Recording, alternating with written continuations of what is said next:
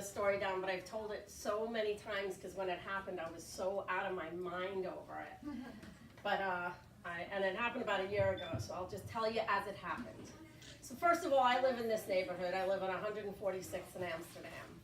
And I've lived here about 3 years, and I lived a little further down in Harlem before then.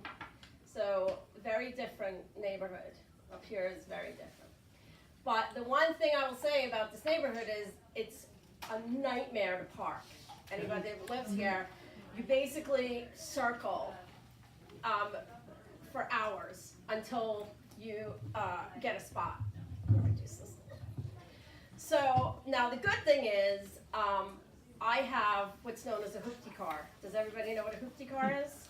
A hoopty car, if you look in the Urban Dictionary, is the kind of car that when you pull up to McDonald's to get your order, you have to open the door to get it because the thing doesn't roll down or it rolls up.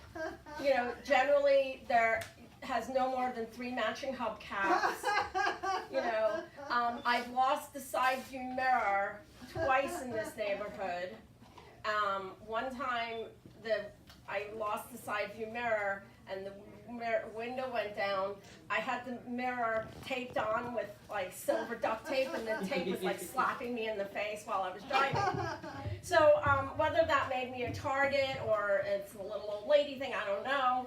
But one day I'd gone to pick my son-in-law up from the airport, and I graciously dropped him off at the apartment because I explained to him, you know, I have to drive around and around to get a spot. And I dropped him off, and I crossed Amsterdam down on 146th, and I see these guys in a white van, and you know, you get that sense of when cars are getting, you know, you start to like look for the signs that someone's getting ready to leave. So I see these guys in a white van, and they look like they're getting ready to leave. So I hop out, and I'm like, hey, are you guys leaving? And they're like, yeah. And I turn around, and the young, cute, well-dressed millennial in his little young, cute, whatever the fuck car, says to me, ma'am, you're leaking fluid from your car. And I'm like, what? And as luck would have it, my engine light had gone on maybe a day or two before. But God forbid I should have checked it. So he says, ma'am, and he sticks his head out, you're leaking fluid from your car. And I'm like, oh my God. And I look down, and as I stand up, the white van pulls away, and straight out of Central Casting is a mechanic. And he says, pull in right, just pull in, pull over. So I'm like, okay, so his name's Joe. I can tell his name is Joe because it's right there on his mechanic shirt. It says Joe, and his hands are adequately dirty because, you know, he's a mechanic. And he says, pull over. And he says, you're leaking fluid.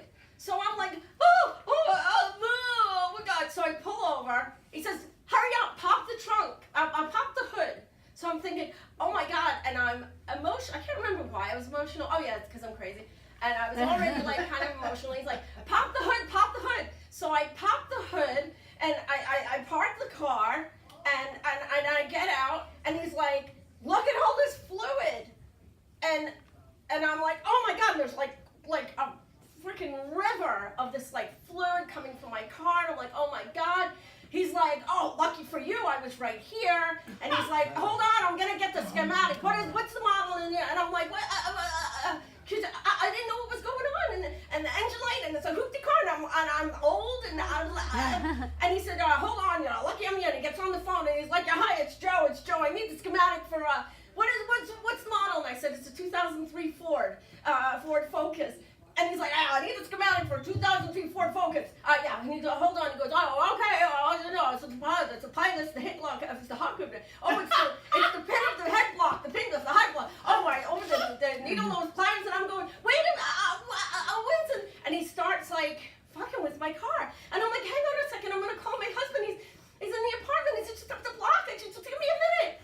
So I call my husband, and he's like, and I'm like, honey, it's the head block of the pins and the antifreeze and the flushing, and the car's gonna blow up, and Joe's here, and Joe's gonna help us, and he needs needle those pliers. And my husband's like, wait a minute, what the fuck? And I'm just like, just get out.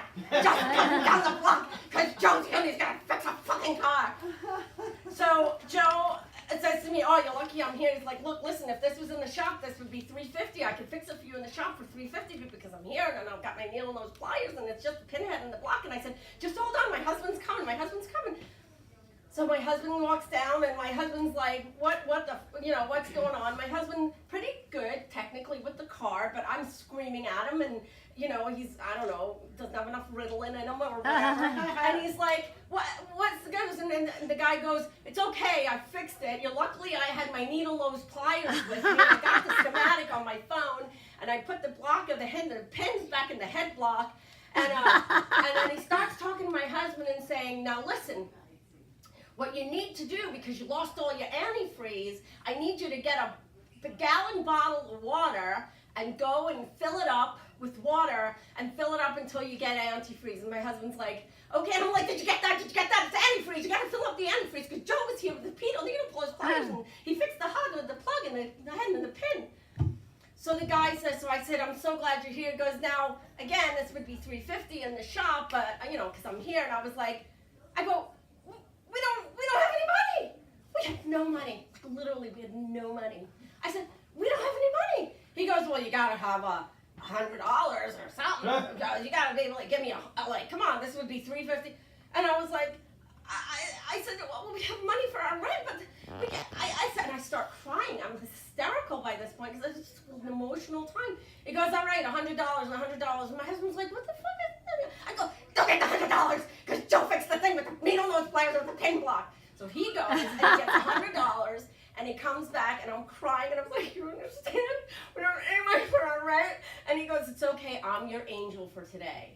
And I'm like, thank you, Joe. Thank you so much. Because, there was the millennial behind me, and there was the guys that were in the white van that was, so, I was like, I'm so happy that Joe was able to fix the head block with the pins with his needle nose pliers, and Fred comes back with the antifreeze. So all's well, and it's okay. Joe fixed it. So my son-in-law needed to be driven to the airport.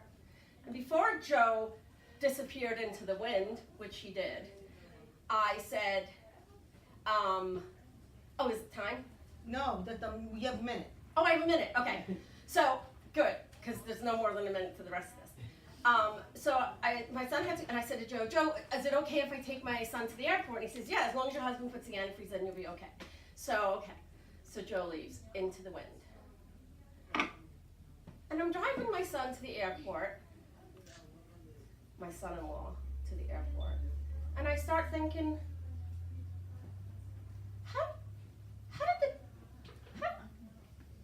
needle nose, I said to my husband, what's a blockhead? And he goes, I don't know. And I said, what are the pins that hold a blockhead in? He goes, I don't know. And I go, and I start getting this memory of when he opened the hood, I start getting this flash of him holding a tube and the fluid coming out of the tube. And I suddenly realized that nothing didn't seem right. And I go, and I'm starting to think about how the kid was behind me and the van took off and he was there with his shirt and the thing. And I go, that motherfucker scammed me. And I look it up, and don't you know that Joe and his little friend in the fancy car and the guys in the white van run a scam around the city, and I was lucky to get off with $100. My husband was slightly scathed because of me screaming at him, but I felt a little better because they can get as much as $500 or $1,000 off of people because they get with the plug and their whole thing is to go fast. They target certain types of people, and so I knew it was really important for me to report it to the police and the press, which I never did because I'm a lazy ass, and that's my story. Thank you. Woo!